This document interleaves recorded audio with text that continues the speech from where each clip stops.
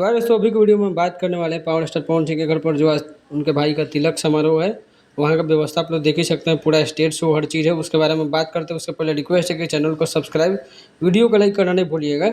आगे बात करते हैं पवन सिंह के यहाँ सजावट और स्टेज शो हर चीज़ को आप देख ही सकते हैं। और आज रात में स्टेज शो प्रोग्राम जो 9 या 10 बजे से रखा जा रहा है, उसमें पावर स्टार पवन सिंह को बताया गया था कि पहुँचेंगे 9 बजे से पहले पहुँच जाएंगे।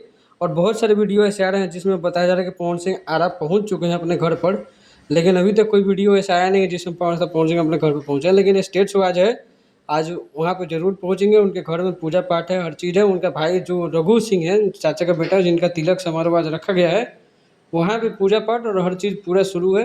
अब जब भी इस तरह की वीडियो सामने आएगी, अभी जब भी क्या है, थोड़ी देर बाद यानी 9 से 10 बजे के बीच में प्रोग्राम शुरू होगा।